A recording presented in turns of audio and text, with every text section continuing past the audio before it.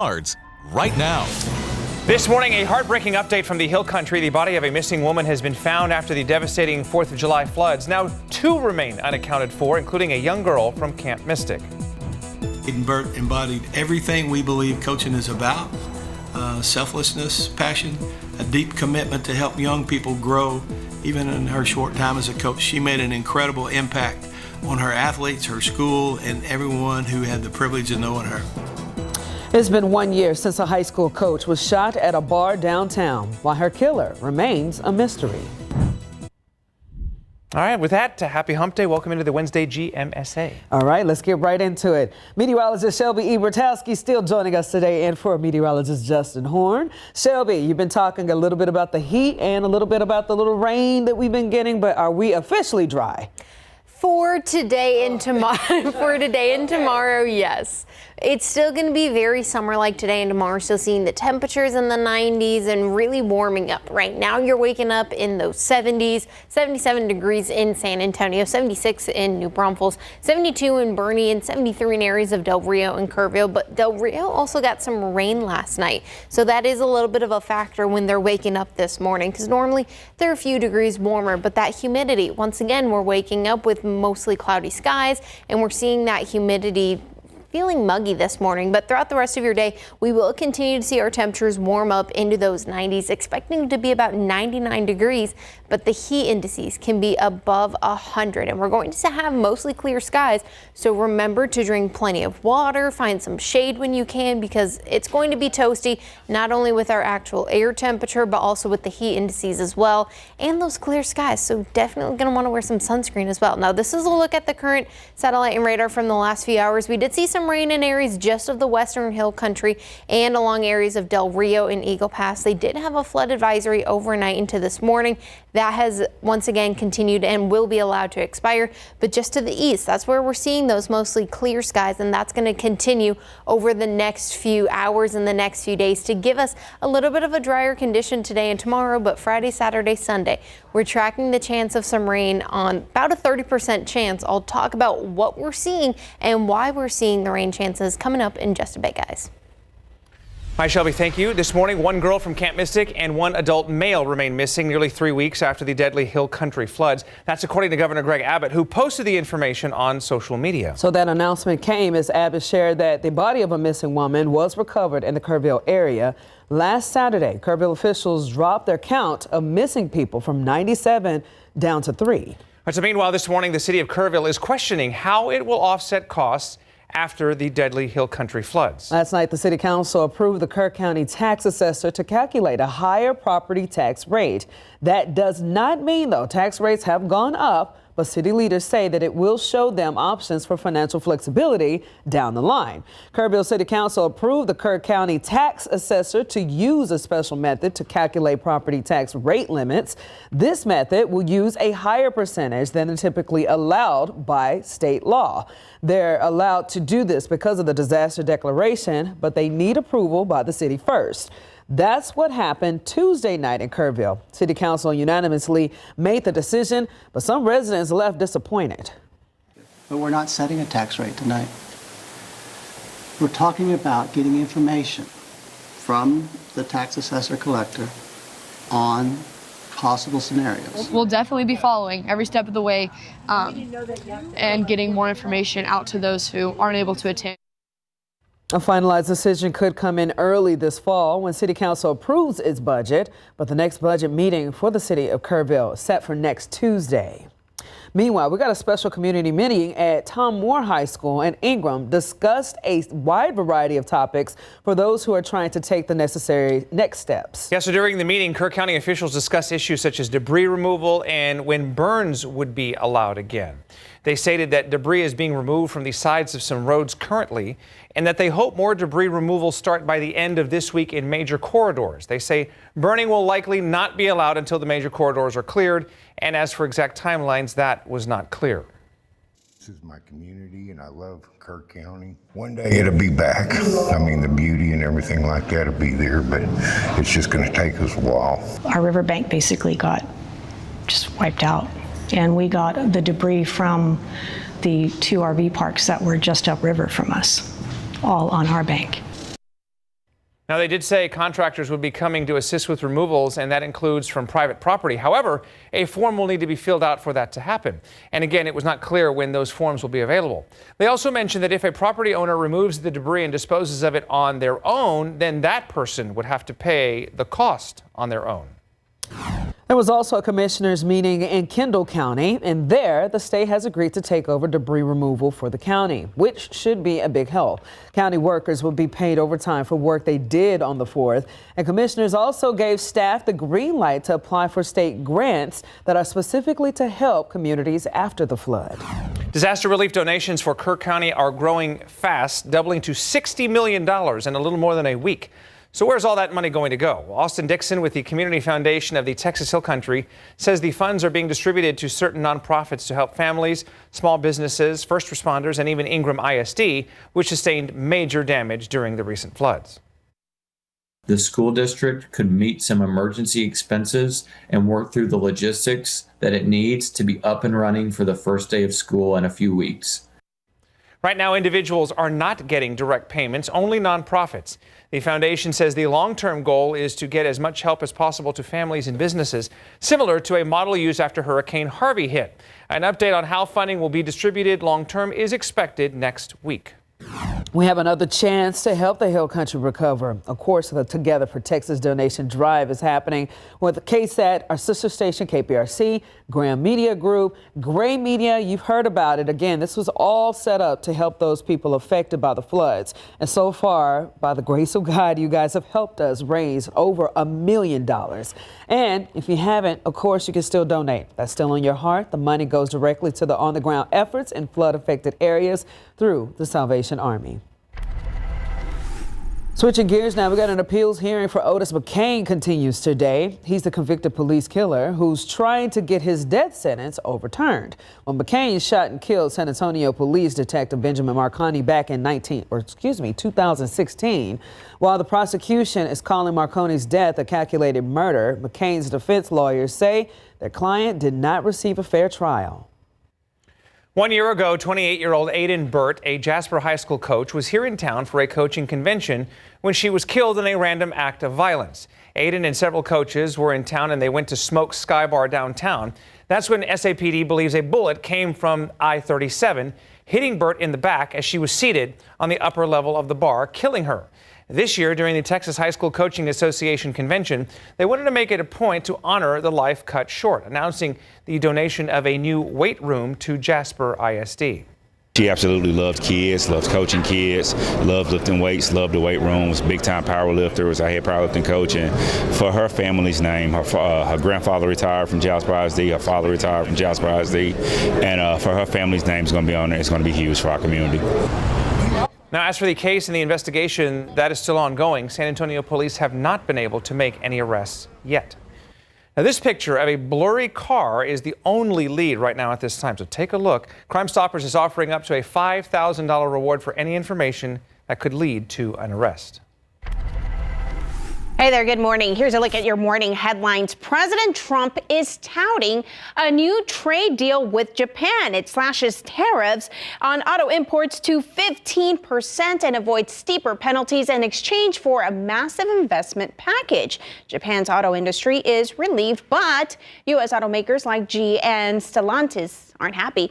They're still facing 25% tariffs on parts from Canada and Mexico. Meanwhile, a footwear trade group warns the Indonesia deal could increase the cost of our sneakers. Transgender athletes will not be allowed to represent the U.S.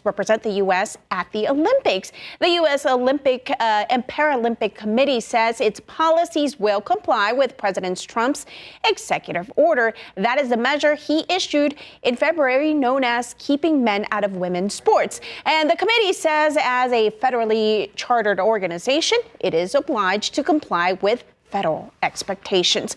Brian Kohberger, the admitted killer in the University of Idaho quadruple murders, will come face to face with the victims' families today. After maintaining his innocence for over 2 years, he pleaded guilty earlier this month.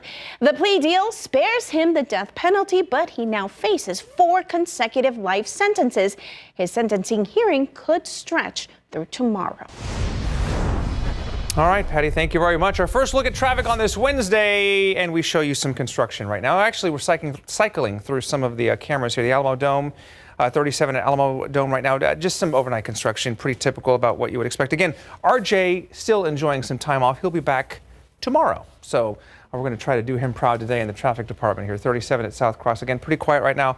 Not a lot to see. But we'll continue to keep an eye on everything for you and let you know as things develop or progress throughout the morning. Now, Alex Gomez is back, and he is up with us here for the very first time. Let's find out where he is. Drive cam this morning. Alex, good morning to you, sir. Yeah, good morning, Ernie. Not too much to worry about right now. I'm on the West Side 90 westbound near Military Drive, and I'm not tracking any problems, Ernie. That's fine with us. Very good. All right, well, there's a look again at Drive Cam. It's still super early, so we'll be with you, of course, for the next few hours, and we'll let you know as things develop throughout the day with traffic. Now, it's not a problem, but we are tracking and are watching the Gulf Coast. There's about a 10% chance of development of some tropical moisture and some tropical system this weekend and over the next 7 days. I'll be talking about what you can expect coming up. Voice clones used for bank fraud. Why one high-tech CEO says it's not a matter of if, but when. Plus, we got Honda and Acura EVs just got a big boost from Tesla's supercharger network. All that and more coming up after 5:14 right now. San Antonio travelers can soon take advantage of a new direct flight to the Grand Canyon State. Frontier Airlines has announced that they have added a new nonstop flight to Phoenix. Flights will begin departing from San Antonio starting October the 10th, and Frontier Airlines says that it will fly 3 times a week. Back to our flood coverage. You know, Hunting's one of the hill country towns that was most devastated by the July 4th floods, and people there need some help now. Right. That's why the town's Preservation Society created the Hunt Flood Recovery Fund. Our Courtney Friedman talked to locals about where the money will go first. Hunt is like taking a step back in time. That's why Lisa Field says current reality is hard to deal with. I mean, we have complete homes just wiped out, like down to foundations. And then we've lost some of the things that make Hunt, like the Hunt store, the Hunt post office, Kreiders. Funds to support the town are coming in little by little from places like the Hill Country Community Fund, which got support from around the world. The Community Foundation can certainly help us, and they have been, but they also have to cover a big territory with the entire county. That's why the Hunt Preservation Society, which has always overseen the community's welfare, created the Hunt Flood Recovery Fund. There's no technically local Hunt government. You're just unincorporated Kerr County. So what does that mean when it comes to support? It means neighbors helping neighbors. The Hunt Preservation Society created a community allocation committee where neighbors like Lisa and 6 other locals will help disperse the money where it needs to go the most. Our first and foremost thought is getting kids back to some normalcy so that they can get back to school, which is coming up quickly.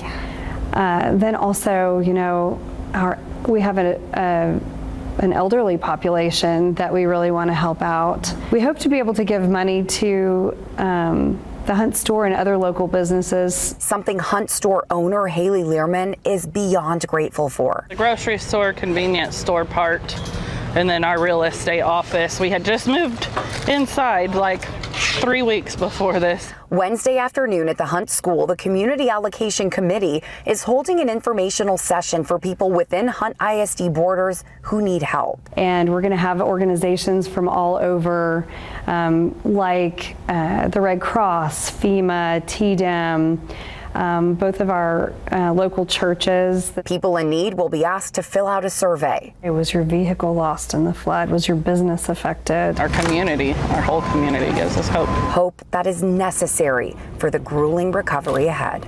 Courtney Friedman, KSAT 12 News. So we here at KSAT love going into your communities and bringing you what you want to hear, which is why we're doing at KSAT Town Hall. Okay, we're hosting this town hall this evening at Santikos Casablanca. We're going to talk about how to perceive all of our KSAT content, signal issues, and then taking questions from the community. You can scan that QR code on your screen to sign up for a seat. And again, this is a free event happening from 7 to 8 p.m. this evening, and we definitely want to see all of you there. Very good.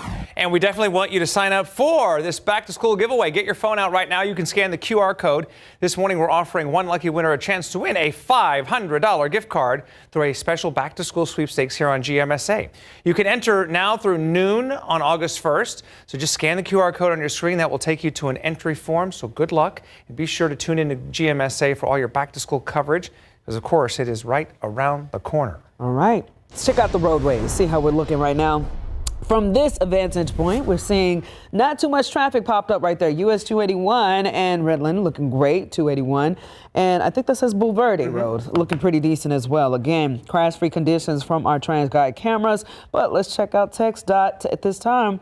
TxDOT not reporting any incidents, but only construction areas. And of course, there is something that was on there that said road debris is on I-35 and Lexington Avenue is interfering with a lane or two. So make sure if you are arriving in that area, you see something on the roadways, drive slowly, drive around. Photojournalist Alex Gomez has been out and about with us this morning. Happy Hump Day, Alex. Yeah, good morning, Jeffy. No worries right now. I'm passing Leon Valley, and right now this is going to be 410 eastbound near Bandera Road. Roads are clear over here on the west side. I was on 151, even on 410, and so far things are looking great. I'm going to make my way to the northeast side to see if construction has wrapped up on that side of town, Jeffy. All right, Alex. Thank you, brother.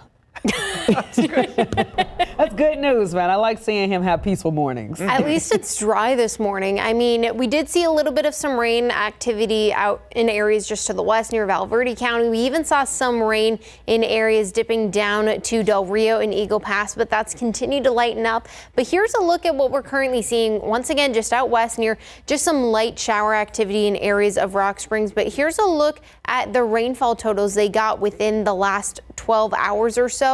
Once again, I will have to switch radars here just so we can get the west one. But wherever you see like those little green and those little yellow colors just to the north of Brackettville, that's where you get 2 or more inches of rain. And they did receive a decent amount of rain yesterday in areas of Del Rio. Once again, just about 1/4 of an inch. Now, the good news is today, we're going to be sitting dry. We're going to be sitting warmer, temperatures getting into those 90s. 99 degrees expected for San Antonio later today, but triple digits just to the south and to the west. I wouldn't be surprised if San Antonio actually gets to 100 degrees later today, because we're going to see a multitude of things. We're going to see those clear skies. We're going to be dry. Any moisture that's in the atmosphere this morning will continue to leave by the time we get to this afternoon. But once again, here's kind of the setup we're seeing. Once again, we're seeing that area of high pressure just sit in areas of San Antonio. That's continuing to give us the warm temperatures, that heat high that we normally see and is very typical by the next few months, especially in the month of July. That's very typical, very normal.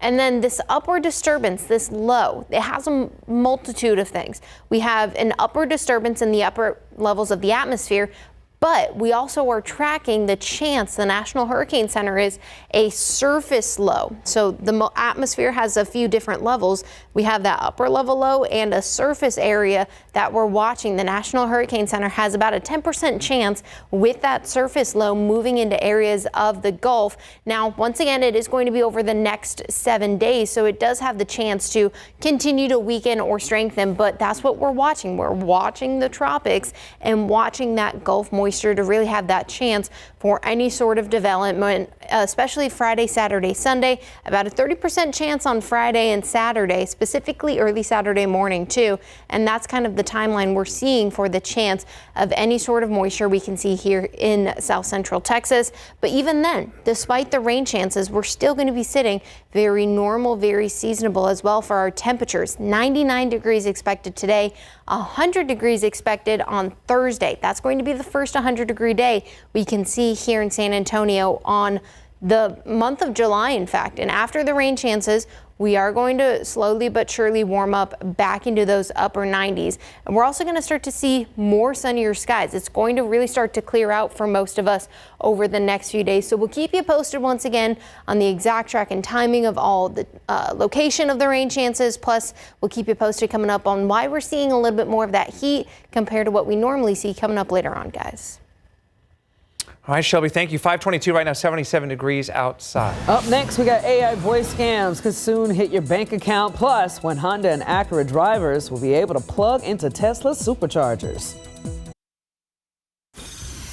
In today's Tech Bites, the head of OpenAI is sounding the alarm on an imminent fraud crisis. CEO Sam Altman is warning of more criminals using AI-generated voice clones to access bank accounts. He's calling for an overhaul of the way we get into our personal accounts. Amazon is buying an AI startup called Bee that makes a wearable device and listens to everything you say. The device can summarize your day and make to-do lists, among other features. The deal is not final, but employees at Bee have reportedly been offered to join Amazon. And finally, another recharging option for Honda Prologue and Acura ZDX owners. They can now use Tesla superchargers after buying an approved adapter for $225. Analysts say the arrangement lays the groundwork for future models to use Tesla chargers as well. Hopefully these chargers aren't on any dead-end streets with no outlet.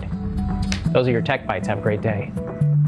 Learn how to make this asada street taco meal for a family of 4 for $20 this Wednesday at 6 o'clock in the morning on GMSA on a new episode of $20 Dinners with David. And good morning, coming up on 5:30, and it is hump day, so we got something to be happy about. We're getting closer to the weekend. That's hopefully what you're trying to get at. And the tropics, maybe time to start paying more attention to the tropics. I know we've been looking at a lot of flooding and everything, and it's been that heat high you've talked about. Yeah. But maybe things will start to open up. So it is hurricane season, so we always kind of have to pay a little closer attention to that. And we are watching the chance of some sort of low pressure system upper in the atmosphere and closer to the surface. And I'll talk about that coming up later on. Okay. But once again, we're sitting this morning still very comfortable in those 77 degrees in San Antonio, 76 in New Braunfels, 73 in areas of Kerrville. And throughout the day today, these temperatures will increase. We're expecting them to get to those 90s, even some areas getting to triple-digit heat. So remember, drink extra water later today, and that's because of that heat high that Ernie was just mentioning. That's going to be the main weather maker today and tomorrow, but just in areas to the east of Florida, that low pressure system. There's an upward disturbance, so we're seeing a little bit of a trough, meaning a little bit of a dip in the jet stream. That's causing an area of low pressure in areas just to the east of Florida. But with that, closer to the surface, there's also that 10% chance of some tropical development with the National Hurricane Center. This is what that little cluster we're talking about. Right now, it looks merely nothing. But what we're watching is the chance of these showers and even that cluster of storms to really start to blend together, especially as it crosses over Florida and goes into areas of the Gulf. The temperatures for the water temperatures are still very seasonable. They're still sitting in those mid to upper 80s. It's very warm too, and the warmer the temperature is of the actual Gulf, the warmer and the more chance there is for any sort of development later on for the actual season. Closer to areas of Texas, temperature sitting at about 86 degrees. As you get further out, they're getting closer to about 85, 84 degrees. So we'll keep you posted on this, but coming up, I'll talk about what you can expect with the formation and kind of go over the track and timing for the system and how it will impact San Antonio over the weekend. Coming up in just a bit, guys. This morning, San Antonio police are still searching for the person who shot and killed a man at a home near South Zarzamora yesterday. A witness told us that the victim lived in the home and was playing a game of dice with some visitors. That person says that one of those people suddenly pulled out a gun and shot the victim. They say that after the man shot the victim, he got into a car and drove away. This morning, a fifth person has died after a deadly crash involving a stolen car from last week. The Bexar County Medical Examiner says 79-year-old Judith Paulson died from her injuries in the crash. It happened on I-35 near Caston Road this past Thursday. According to San Antonio police, a stolen white Camaro crashed into a small bus, causing it to roll onto its side. Now, besides the 5 people killed in the crash, several others were injured. At the time of the crash, police said multiple people inside the stolen Camaro took off from the scene, and as of today, no arrests have been made. Hey there, good morning, San Antonio. Well, an Ingram flood survivor that we're talking to, she says it's been very stressful to get her life back in order after she lost her home, her car, and her belongings. Take a listen. Well, you had a beautiful view at one point. This was a sanctuary. Okay, so I met Stephanie Smith on July 4th, and she's been kind enough to allow us to follow her recovery journey.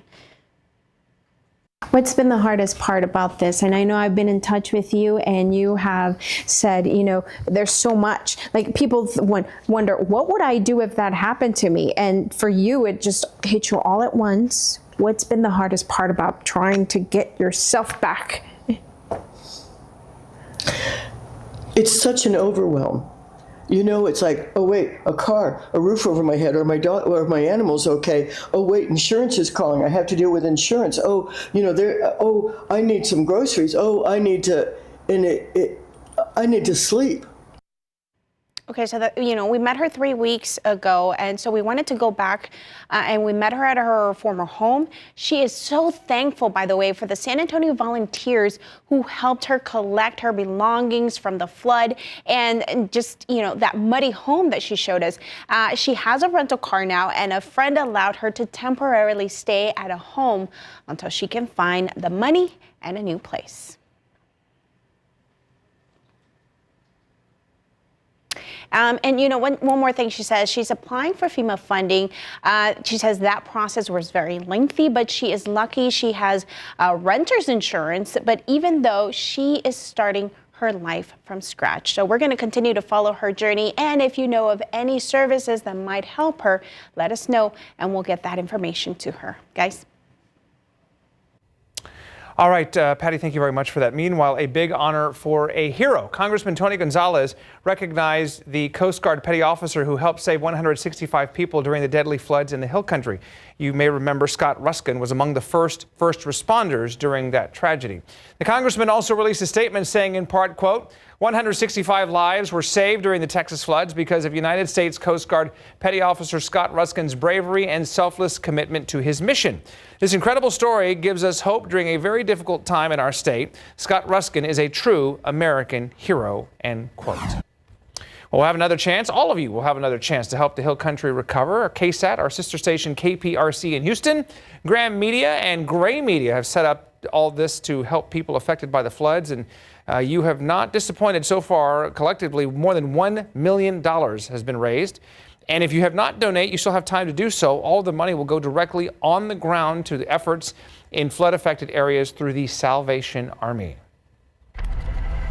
Now to your morning headlines. We got a North Texas family is demanding justice after a horrific boat accident in the Bahamas.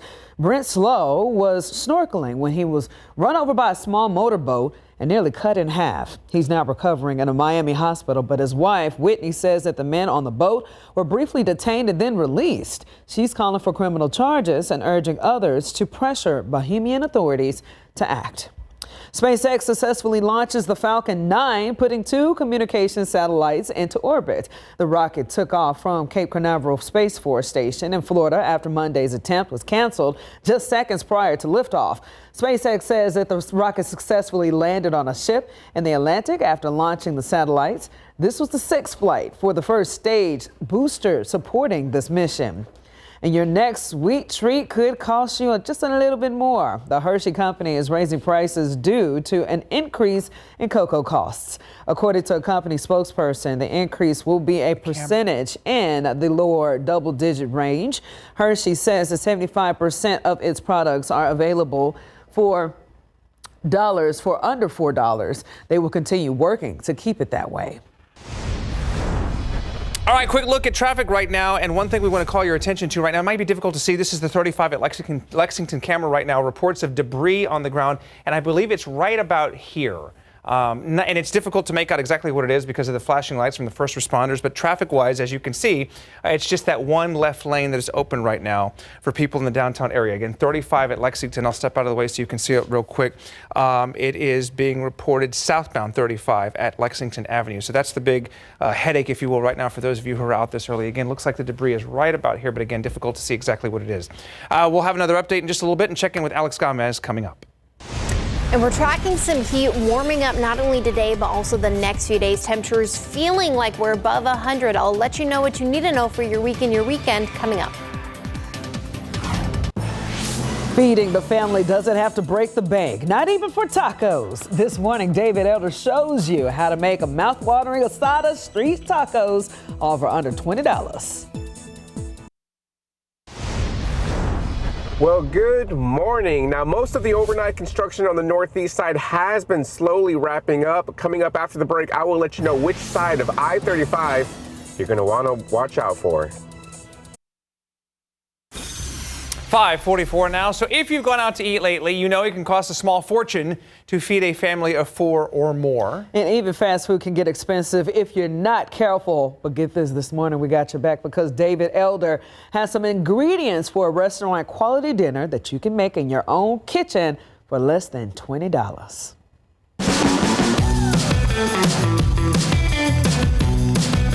Today on $20 Dinners with David, I'm going to be showing you how to make a delicious asada street taco meal for a family of 4 for $20. Let's get started.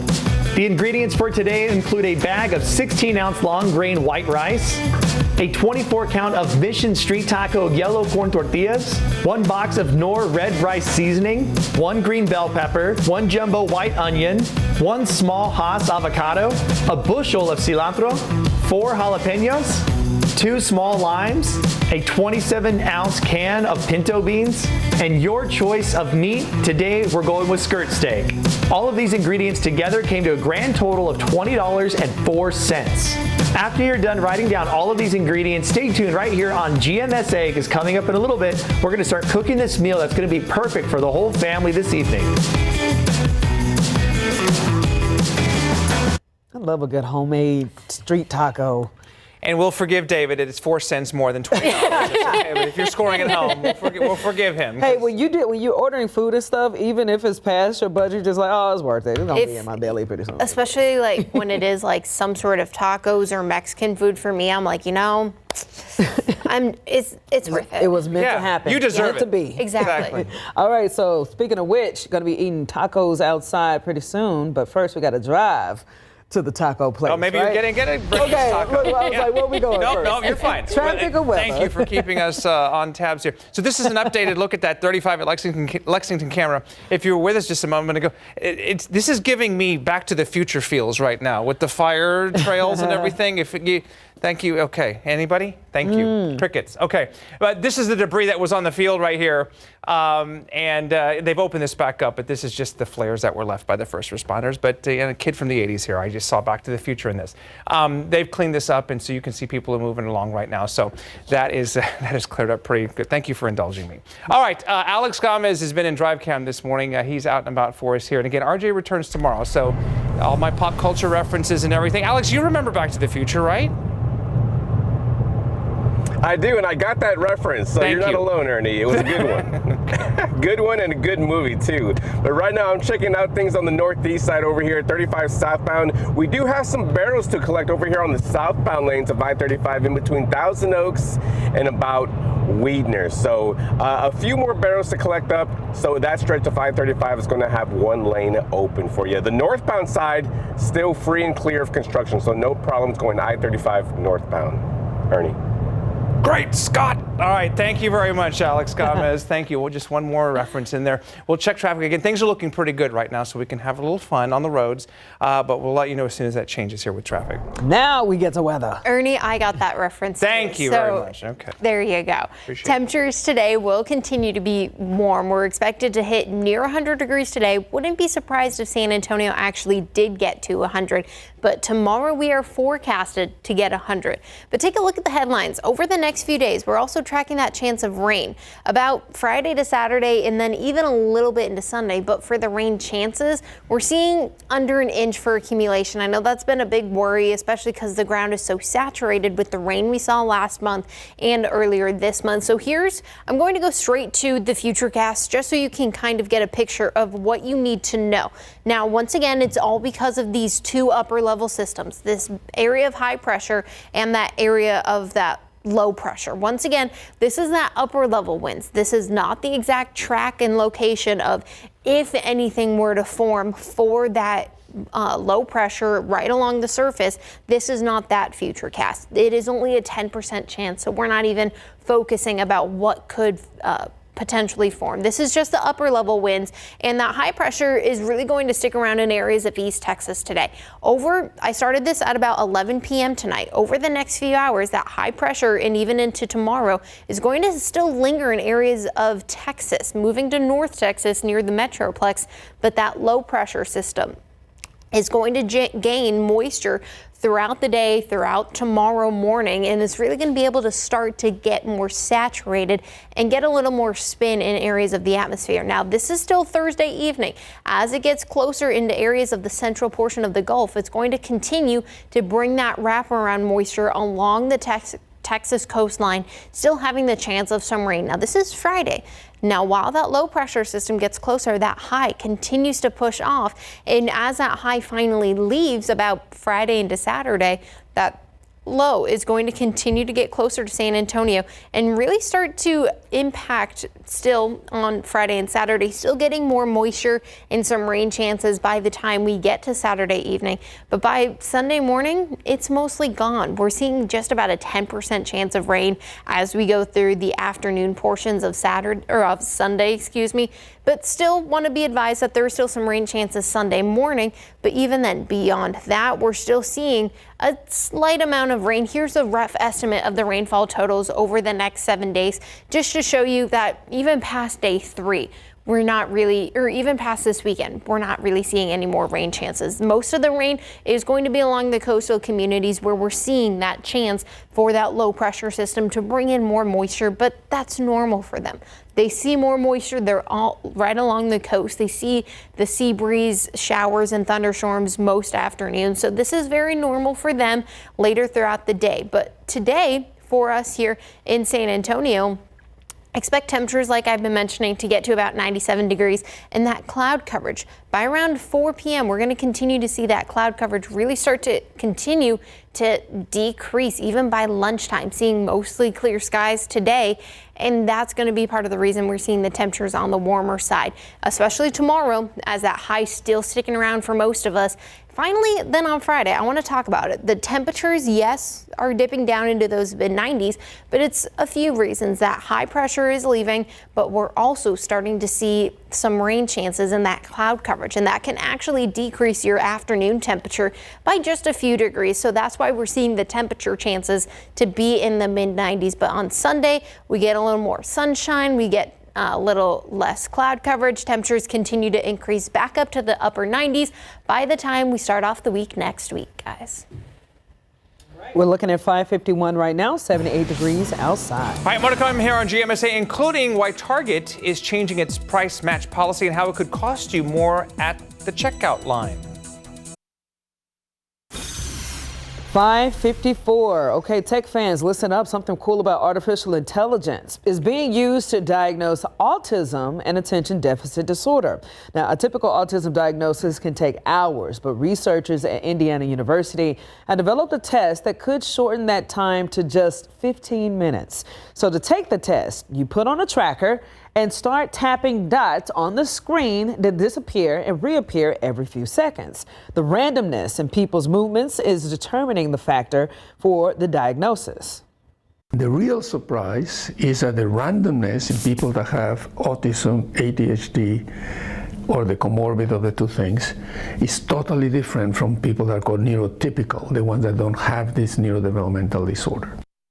Now get this, researchers say that the test has an accuracy of 86%. And now that their research has been published, they'll be looking for more funding to expand the study. Starting next Monday, Target is changing its price match policy. Right now, customers can get a refund if they find the same item cheaper at Amazon, Walmart, or another Target store within 14 days. But soon, only lower prices found at Target stores or Target.com will qualify. The retailer says it's adjusting after a tough quarter with sales down nearly 4% year over year. Chips Ahoy is teaming up with Stranger Things for a limited edition treat. Get this, the cookies feature a new chocolatey base, fudge chips, and a red strawberry flavored filling. This is the brand's first ever fruit flavored filling, and the new cookies will be available nationwide starting August the 11th. Now, ahead of the Stranger Things 5th and final season, releasing later this fall. Okay, well, you could buy a lot of cookies if you win this contest here. KSAT wants to help you as we approach back to school. Get your phone out, scan the QR code, and maybe you could win. This morning, we're offering one lucky winner the chance to win a $500 gift card through this special back to school sweepstakes on GMSA. You can enter now until noon on August 1st. Again, to enter, just scan the QR code. That will take you to an entry form to fill out, so good luck. All right. Okay, so feeding the family doesn't have to break the bank, not even for tacos. This morning, David Elder's cooking up a side of street tacos that you can make at home for under $20. All right, and drive cam Alex Gomez stopped for the moment, or kind of moving along at a little bit of a snail's pace. We'll find out where he is and what's happening on the roads coming up in the next hour here on GMSA.